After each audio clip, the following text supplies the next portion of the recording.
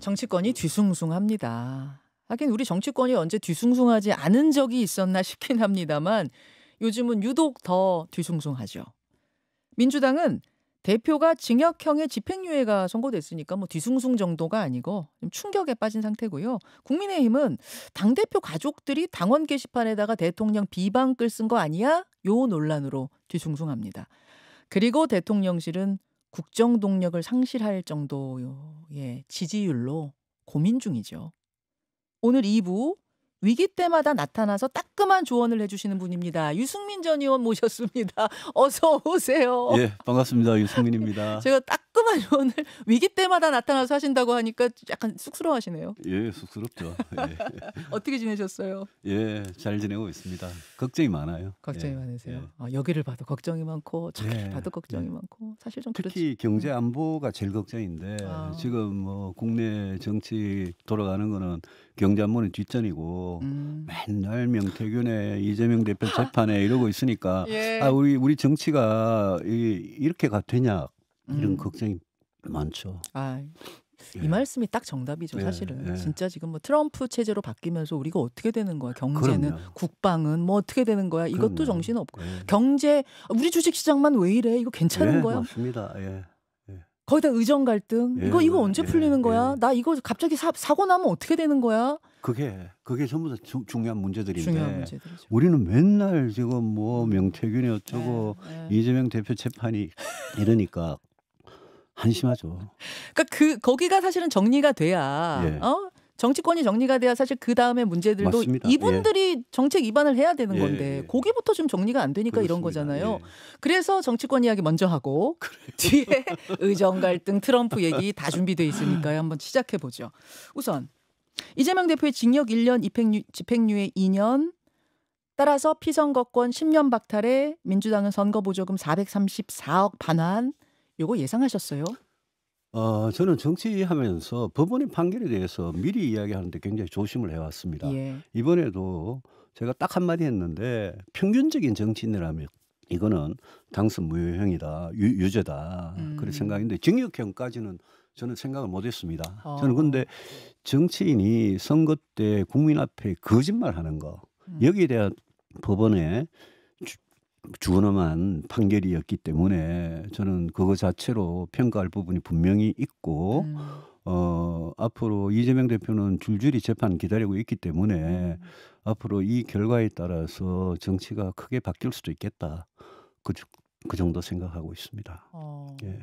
저는 그 판사에 대해서 제가 영혼 있는 판사라고 말을 해주고 싶어요. 그 무슨 뭐 영혼이 있는 판사? 영혼이 있는 판사다. 그 판사가 굉장히 정치적인 압박이나 이런 거 많이 받았을 건데 이번에 그렇게 아주 엄한 판결을 해준 거 그 자체는 저는 굉장히 평가를 받아야 될 문제다 생각합니다. 하지만 민주당에서는 그 판사 서울대 나온 판사 맞냐? 미친 판결이다. 명백한 정치 탄압, 예단을 가지고 판결한 거다. 이런 지금 격앙된 반응 내놓고 있는데요. 민주당 사람들 그 법원의 판결에 대해서 판사의 판결에 대해서 그렇게 이야기하는 건 옳지 않아요. 그 서울대 법대 나온 판사 맞냐 이러는데 민주당이 뭐 사법 살인이다, 정치 판결이다 이러는데 그 전부 다 민주당이 해서는 안 될 말이고 저는 민주당이 국민들도 그렇고요. 검찰이 불공정한 데 대해서는 문제 제기를 하는 건 전 정당하다고 생각해요. 근데 판사가 판결하는 데 대해서 그거는 건드리지 않는 게 우리가 삼권 분립을 존중하는 태도라고 보고 그게 또 민주당한테 별 도움도 안 되는 것 같아요. 따지는 게. 예. 그래. 뭐 검사 특수활동비 수백억 뺏어가지고 법원에다 갖다 주고 별짓을 다 했잖아요. 예. 근데 그런 압력에도 불구하고 이런 판결이 나왔다는 거를 민주당 한번 좀 생각을 해보고 또 이재명 대표가 민주당에서는 뭐 신주단지 모시다 뭐 신의 사제다 그러고 신의 종이다 이러는데 이재명 대표 문제 많은 사람이거든요. 그렇게 보이세요? 아니 문제 많죠. 문제가 많으니까 지금 재판을 줄줄이 재판 받고 있죠. 민주당은 먼지 탈탈 털어갖고 먼지 안 날 사람 어딨냐? 막 지금 표적 수사하는 거 아니냐 이러잖아요. 아니 우리 사법 체계에서 정치를 해서는 안 될 사람을 걸러주는 하나의 장치잖아요, 이게. 저는 민주당이 아니 자기 유력한 대선 후보인데 그 사람을 어떻게 이렇게 중명해 하느냐 이러는데 예, 예. 아니 법원에 그런 걸러주는 장치 없이 아하. 법원이 그런 불법을 저지른 사람을 걸러줘야지 정치가 깨끗해지죠. 아하. 근데 민주당에서 하는 얘기는 아니 그러면은 윤석열 대통령은 뭐 김건희 여사는 항상 이제 이재명 대표 얘기하면 그 얘기가 같이 나오거든요. 딱 맞는 말이에요. 그래서 예. 제가 예. 검찰이 불공정하다라는 문제는 제기할 수 있다. 누가 봐도 검찰 불공정하잖아요. 왜 디올백하고 도이치 모터스 주가 조작 이거는 왜 불기소 처분하냐. 그거는 불공정해요. 그리고 윤석열 대통령과 김건희 여사가 많은 뭐 불법 비리를 저질렀다. 그거는 그거대로 앞으로 저는 단죄돼야 될 거라고 생각합니다. 그렇다고 이거 그럼 이재명 대표가 저지른 온갖 그런 불법의 의혹들이 없어지느냐. 예? 당신들 더러우니까 우리도 더러워도 돼. 이런 말밖에 안 되잖아요. 하하. 그건 옳지 않죠. 그 말씀은 이재명은 이재명이고 윤석열은 윤석열이다. 그렇죠. 예. 그 말씀이에요. 예. 이쪽이 문제 있으면 이쪽도 저쪽이 문제 있으면 저쪽도. 저는 그렇게 해야 정치권이 바뀐다고 예, 생각합니다. 예, 알겠습니다. 25일 위증교사 재판에서도 유죄 나올 거라고 보세요? 위증교사는 그게 사실이라면 그거는 선거법 위반보다 더 중한 범죄죠. 그래서 위증교사 앞으로 불법 대북 송금 사건, 백현동, 대장동, 뭐 위례신도시, 성남FC 이런 것들 앞으로 더 중한 재판들이 기다리고 계속 조금씩 있기 더 때문에 중해지지. 저는 이재명 대표가 이 사법 리스크에서 결국은 벗어날 수 없을 거다. 이재명 대표는 지금 어떻게 보면 굉장히 결단이 필요한 시점이다. 사퇴를 해버리는 게 낫다. 민주당을 위해서도. 제가 옛날부터 이재명 대표 독재 체제에서 민주당이 이재명 대표한테 질질 끌려다니면 민주당은 망하는 길로 가는 거다. 이 이야기를 옛날부터 했고 지금 이재명 대표가 민주당을 위해서라도 자기의 사법 리스크가 정리될 때까지는 대표직에서 빨리 물러나는 게 맞다. 자진해서 사퇴하고 재판받으셔라 그 말씀이에요? 저는 그게 맞다고 봅니다. 아니 근데 오히려 지금 민주당은 똘똘 뭉쳐서 이 사법 리스크, 사법부의 부당함에 맞서겠다 이런 분위기고 이제 있을 재판에 대해서는 당비로 변호사비를 충당하는 것까지 지금 논의가 되고 있다고 하는데요. 당비 변호사 그거 뭐 법에 위촉 저촉 되는 거 아닌지 모르겠는데 지금 뭐 해석을 받고 있다고 변호사 합니다. 비용 대납에 해당할 수도 있으니까요. 근데 어쨌든 당이 똘똘 뭉쳐가지고 한다는 거는 겉으로 그러는 건데 민주당 사람들도 속으로는 야 이거 어떡하지? 뭔가 플랜 B를 생각하고 있지 않나 싶어요. 플랜 B라면 근데 어떤 게 떠오르세요? 이재명 대표 사퇴하면 자기들 새로운 리더십을 구축을 해야죠. 그게 민주정당이죠. 새로운 리더십으로 지금 떠오를 만한 인물이 민주당에 있느냐? 이재명 외엔 대안이 없다. 이런 말씀하는 분들도 계시네요. 왜 대한민국에 이재명 대표 말고는 사람이 없습니까? 만약 그렇다면 민주당이 얼마나 한심한 정당이에요. 아니 근데 이제 정말로 뭐 계속 재판이 이어지고 뭐 유죄가 좀 중형이 나고 이렇게 되면서 해서 플랜 B를 정말 해야 되는 거 아니야라는 분위기로 간다면 어떤 분한테 기회가 있을 거라고 예를 들어 그것이 비명계에게 기회가 갈 것이냐 아니면 이재명 대표의 후계자 이재명 대표가 점 찍은 누군가 저는 모르겠어요. 민주당이 알아서 할 일인데 지금 체제로 보면 이재명 대표의 대리인 비슷한 사람이 될 가능성이 높겠죠. 그런데 그렇게 되면 민주당이 더 실망을 주는 거죠. 그래서 민주당에 보내는 조언 지금 먼저 해주셨는데 근데 국민의힘 인사시잖아요. 예. 그래서 여쭙습니다만 민주당이 저렇게 대표 리스크로 막 흔들흔들하면 그거는 국민의힘의 반사이익으로 돌아옵니까? 어떤가요? 국민들의 시선이 있잖아요. 네. 이재명 대표가 1심에서 징역형을 받았단 말입니다. 네. 그러면 국민들은 그 다음에 누굴 쳐다보겠어요?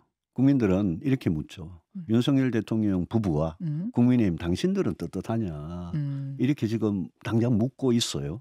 그게 저는 공정성과 형평성에 관한 시비라고 생각합니다. 왜냐하면 최근에 김건희 여사 관련해가지고 특검도 거부하고 모든 게 검찰 단계에서 불기소되고 명태균이라는 이상한 사기꾼이 나타나가지고 막 휘젓고 다니는데 뭐 별별 이야기 다 나오는데 왜 윤석열 대통령 김건희 여사 국민의힘은 이게 검찰의 불공정에 대한 국민들의 의혹 제기잖아요. 판사라는 거는 검찰이 기소해야 재판을 하니까. 예. 근데 검찰이 기소를 안 하잖아요. 그래서 특검 이야기 나오는 거잖아요. 그래서 저는 이재명 대표가 저렇게 된 게 국민들께서 윤석열 대통령 부부와 또 국민의힘에 대해서 약간 더 엄격하고 더 가혹한 시선으로 지금 바라보지 않겠냐.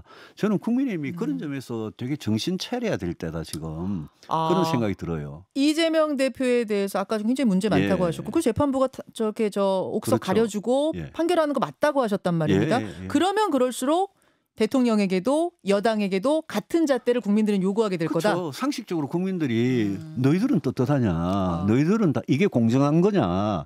이 질문을 하잖아요 지금. 왜냐하면 김건희 여사 관련해서 최근에 많이 봤으니까. 그럼 마냥 좋아할 일이 아니라는 거네 지금. 좋아할 일 아니죠. 여당이. 저는 이 압박이 더 올 것 같아요. 그래서 당장 국민의힘의 한동훈 대표나 국민의힘 국회의원들이 김건희 여사 특검법 여기에 대해서 생각을 정리를 할 필요가 있어요. 저는 특검 받아야 된다고 진작부터 주장했는데. 최상병 특검뿐만 아니라 김건희 여사 특검도 받아야 된다고 생각하셨어요? 최상병 김건희 여사 특검법 다 받고 김건희 여사는 수사 받고 대통령은 남은 임기 동안 대통령 업무 열심히 하시라. 저게 거의 평소 지론이에요. 근데 그게 이제 다가오고 있는 거예요. 그래서 저는 한동훈 대표가 특검에 대해서 최상병 특검을 약속했던 사람이잖아요. 김건희 여사 특검법에 대해서 어떤 생각을 갖고 있느냐가 굉장히 궁금하고 저는 이거를 피해갈 수가 없다. 한동훈 대표나 국민의힘 국회의원들이 김건희 여사 특검법에 대해서 이제는 생각을 진짜 고민해가지고 정리해가지고 저는 받아야 된다고 생각해요. 근데 아무도 이야기를 안 하잖아요. 계속 거부권 행사하고 표결에 참여 안 하고. 그게 왜 그러냐면 그러니까 지금 그러니까 민주당에서 김건희 특검 얘기하는 건 대통령 탄핵으로 가기 위한 그러니까 이재명 방탄용 특검이라는 게 너무 눈에 보이는데 이걸 덥석 받을 수가 없다 이거 아니겠습니까? 김건희 여사 특검법이 김건희 탄핵으로 가지 왜 윤석열 탄핵으로 갑니까? 뭐 조사를 하다 보면은 이것저것 하다 보면 결국 대통령 탄핵으로 가지 않겠냐. 대통령의 권력을 그거를 호가호위해 가지고 남편의 권력을 가지고 그걸 사유해 가지고 만약 공천 개입을 하고 국정 개입을 하고 인사 개입을 했으면 잘못된 거죠. 그거를 묵과하거나 대통령이 공범 비슷하게 될지는 모르죠. 그렇지만 지금 상황에서 그럼 김건희 여사 특검법을 안 받고 남은 2년 만의 임기를 계속 갈 수 있느냐? 그래서 제가 하다 안 돼서 김건희 여사 어제 귀향이라도 보내라라고 이야기한 게 국정 개입을 철저하게 차단시키지 않으면 앞으로 국정하기 되게 힘들 거다. 지금 특검이 탄핵으로 갈 것 같아서 국민의힘이 못 받는다 했는데 특검 안 받으면 임기 못 채울 수도 있다 그 말씀이세요? 임기 못 채운다기보다 남은 임기 동안 대통령으로서 일을 제대로 할 수 있겠습니까? 그게 나라에 되게 불행한 일이죠. 근데 이제 대통령실에서는 지난 임기 반환 기자회견하면서 국정 동력 살리기 위해서 이러한 것들 변하겠습니다. 첫째, 인사쇄신하겠습니다. 특별감찰관 받겠습니다. 제2부속실도 만들겠습니다. 김 여사도 아주 어쩔 수 없는 국빈 방문 이런 거 아니면 해외 순방도 안 가겠습니다. 이런 것들 얘기했거든요. 요 정도로 안 되나요? 그거는 이제 특검을 안 받고 해보겠다는 건데 그거는 이제까지 저질러진 문제들에 대해서는 사과로 그냥 퉁치고 지나가자 이런 뜻이잖아요. 근데 그게 이제 국민들한테 통할지 안 통할지 저는 잘 모르겠어요. 다만 대통령께서 말씀하신 부분들 그걸 인사쇄신이고 또 국정에 대한 개입의 어떤 차단이고 이런 부분이 진짜 엄격하게 지켜진다면 민심이 약간 돌아올 수 있겠죠. 대통령께서는 그 약속하였으니까 그 길로 빨리 가셔야 돼요. 엄격한 인사쇄신이라고 하면은 어느 정도 예를 들어 지금 국무총리나 비서실장 카드 만지작 하고 있는 것 같아요. 들리는 얘기로는 국무총리의 주호영 의원이라든지 이런 분들 이런 권영세 의원 이런 분들 이름 들리더라고요. 이 정도면 어떻습니까? 그 자연인을 이야기하기는 그렇고요. 특정인을 이야기하기는 그렇고 저는 총리 부총리 특히 경제나 의료 관련 교육 노동 다 복지 다 싹 바꿔야 된다고 생각하고요. 이번에 남은 절반의 임기를 제대로 하려면 용산 비서실도 다 바꿔야 될 것 같고요. 다 바꿔요? 예, 저는 다 바꿔야 된다고 생각합니다. 그 오. 정도는 쇄신을 보여주셔야 되는데, 근데 어. 문제는 예, 예. 어떤 사람으로 바꾸냐겠죠. 그렇죠. 그동안 이제 윤석열 대통령 인사하신 걸 보면 사람을 보는 눈이나 뭐 성구 아니라 그럴까 이런 걸 보면 좀 한심하잖아요. 그래서 윤석열 대통령 본인이 예. 바뀌지 않고 예. 자기한테 그냥 말 잘 듣고 예?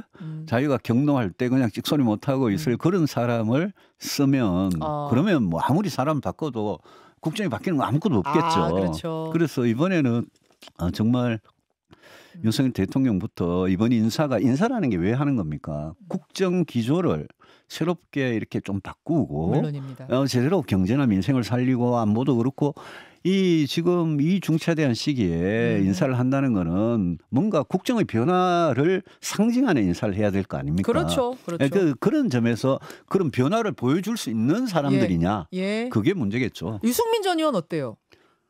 쟤를 왜 갑자기 이 정도 인물은 들어가서 쓴소리를 해야 확 바뀌었구나. 가능성 제로인 그런 질문에 대해서는 제가 대답하지 않겠습니다. 예. 그러니까 지금 제 질문도 사실 그거였는데 정말 좀 파격적으로 야 진짜 뭐가 확 바뀔라나 그럼요. 보다 이런 느낌을 예. 주지 않으면 윤석열 대통령 진짜 바뀌었구나. 이제는 네. 정말 내각을 중심으로 예. 김건희 여사 비선 라인 이런 거 의존 안 하고 또 주술적인데 의존 안 하고 명태균 천공에 의존 안 하고 예. 우리 대통령이 진짜 바뀌어가지고 남은 임기 동안 일만 열심히 하려나 보다. 예. 예. 그런 평가가 나올 인사 를 해야 한다. 해야죠. 뭐 예전에 누구 고 이건희 회장이 와이프 빼고 다 바꾸라고 했는데 거의 그 정도로. 뭐 와이프 포함해서 다 바꿔야죠. 알겠습니다. 뭐 이혼하라는 소리는 아니고. 예, 이혼하라는 소리는 아니고. 이제 아까 김건희 여사 특검도 받지 않고는 어려울 거다라는 말씀 결단하라고 하셨는데 예. 근데 이제 한동훈 대표가 결국은 그 부분은 결정하는 거잖아요. 최종 결정은. 그렇죠. 근데 지금 한동훈 대표가 당원 게시판 사건으로 좀 궁지에 몰린 감이 있습니다. 물론 본인은 아니다라고 했습니다만 가족들 이름으로 쓰여진 글들은 그게 한 대표 가족이 맞는지 아닌지 아직 좀 정확히 모르고요. 당무감사를 해보자는 얘기들이 이제 친윤계 의원들 사이에서 나오고 있는 상황 어떻게 보십니까? 그거 참 이상한 사건이에요. 이상한 사건이에요. 저는 게시판 보지는 못했는데 기사는 봤어요. 예. 그 둘 중에 하나예요. 누군가가 한동훈 본인과 대표 본인과 그 가족들의 이름을 도용해가지고 그렇죠. 그 인적사항 뭐 휴대폰 번호까지 다 도용해가지고 그렇게 누가 했냐. 그 가능성은 굉장히 낮은 것 같아요. 왜냐하면 이게 다 실명 인증을 해야 되는 그럼요. 우리 사이트예요. 보통 인정하는 거 휴대폰 인정하고 이런 거 절차 네. 다 거쳐야 거쳐야 되거든요. 돼요. 그래서 이 문제는 한동훈 대표 본인이 지금 알 거 아니에요. 뭐 그렇지 않을까요? 아니 당연히 알 거 아니에요. 자기가 했는지 안 했는지 자기가 아는 거고 가족들이 했는지 안 했는지는 아니 어머니하고 장모하고 뭐 장인하고 처하고 딸한테 물어보면 되는 거죠. 이거는 한 대표가 더 이상 혼란스럽지 않게 오늘이라도 바로 밝혀야 되고 밝힐 때 만약 가족 중에 일부라도 거기에 연루가 됐다면 이거는 좀 뭐라 그럴까요? 그게 법적인 문제는 전혀 아닌 것 같은데 윤석열 대통령 비판해도 되죠. 저도 이렇게 공개적으로 비판하는데 근데 가족을 동원해가지고 비판하는 건 뭐라 그럴까요? 이 정치판에 최소한 이렇게 깨서는 안 될 금기 같은 거거든요. 그러니까 법의 문제가 아닌 어떤 도의적인 문제. 제가 윤석열 대통령이 싫다고 해가지고 제 아내와 아들 딸한테 야 들어가가지고 윤석열 욕해 이 말이 됩니까? 그거는 금기를 깬 거기 때문에 저는 만약입니다. 가족이 연루가 된 게 사실이라면 이거는 아주 정말 심각하게 사과를 해야 될 문제고 정말 다시는 이런 일이 일어나지 않도록 지금 국민들이 김건희 여사 문제 때문에 골치 아파 죽겠는데 한동훈 대표도 가족 문제 때문에 그러면 안 되죠. 뭐 당무감사까지 가거나 이럴 문제는 아니고 먼저 그거 당무감사하고 경찰 수사할 일은 아닌 것 같아요. 네. 그거요. 한동훈 대표가 빨리 밝힐 일 같아요. 스스로 알겠습니다. 알겠습니다. 지금 이제 뭐 여야 막론하고 이야기를 쭉 좀 나눠봤는데 아까 꼭 이거부터 좀 우리가 해결해야 된다고 하신 문제가 몇 가지 있었어요. 의정 갈등. 의정 갈등. 어제 저희 박단 그 전공희 대표하고 인터뷰도 하고 그랬거든요. 기사 봤습니다. 보셨어요. 상당히 어려워 보여요. 이게 지금 상황이. 근데 그 의협 회장이 바뀌고 의협이 비대위로 가고 네. 박단 그 전공협회 회장이 비대위에 지금 들어간 거 그거는 어느 정도 저는 잘 된 것 같아요. 근데 그것도 아마 조금 지금 좀 상황이 약간 예, 유동적인 예. 것 같긴 하더라고요. 근데 이거는 지금 수능 지났잖아요. 예. 그다음에 수시 모집 다 끝났고요. 예. 이게 이제 평소에 한 3,100명 수준 하던 게 4,600명으로 선발 인원이 당장 내년 거 올라갔잖아요. 맞습니다. 근데 12월 말 되면 이제 수능 시험 결과를 가지고 12월 말 되면 정시 모집으로 시작을 해요. 그렇죠. 그 수시가 3분의 2쯤 되고요. 3,100명쯤 되고 정시가 나머지 3분의 1이에요. 네. 그래서 대통령께서 지금 고집을 계속 부리기 때문에 여야 의정 협의체고 뭐고 안 되고 있어요 지금. 근데 내년에 가면 이 문제 정말 심각합니다. 요즘 의료 대란이 의료 붕괴가 뉴스에 좀 덜 나니까 국민들께서 그냥 뭐 그런가 보다 약간 만성이 돼가지만 맞아요. 내년에 지금 이것 때문에 암 환자 또 뭐 온갖 뇌 심장 환자들 이것 때문에 진짜 생명을 잃어가는 환자들이 수를 측정도 못하고 있잖아요. 그러니까 이거는 진짜 중요한 일이기 때문에 저는 대통령께서 진짜 변했다는 모습을 하나 보여주는 굉장히 중요한 게 의료 이 문제. 그래서 대통령께서 지금 나서셔가지고 네. 교육부하고 보건복지부 장관들한테 네. 2025년 내년 정원에 대해서 예컨대 정시를 축소한다든지 그다음에 수시에서 2월 되는 게 있어요. 2월 있죠. 그 2월 시키지 않는다든지 그래서 최소한 1,500명 증가되는 거를 예. 뭐 예컨대 500명이나 700명 선으로 만약 막을 수 있다면 예. 그러면 이제 재판이 소송이 막 잇따를 거예요. 그렇죠. 근데 생각해 보시면 이게 몇 년 전부터 계획된 일이 아니고 지난 2월에 시작된 일이잖아요. 네. 그렇기 때문에 학부모나 학생들이 피해가 우려는 되지만 정원을 줄이면 예. 우려는 되지만 그게 국가가 소송에서 패소하거나 이런 부분은 나중에 좀 복잡한 문제로 갈 수도 있지만 그래도 어쨌든 대통령께서는 대화로 이 문제를 해결하고 지금 전공의하고 학생들 돌아오도록 만드는 게 굉장히 중요하잖아요. 그거 좀 지금이라도 늦었지만 그거 꼭 좀 했으면 좋겠어요. 그러면 국민들께서도 윤석열 대통령이 2,000명이라는 그 고집을 버리는구나. 좀 바뀌는구나. 그러면서 이 문제가 해결되면 이 문제 해결돼야 연금 개혁도 하고 노동 개혁도 할 수 있는 겁니다. 예. 정시를 좀 조정해 보자.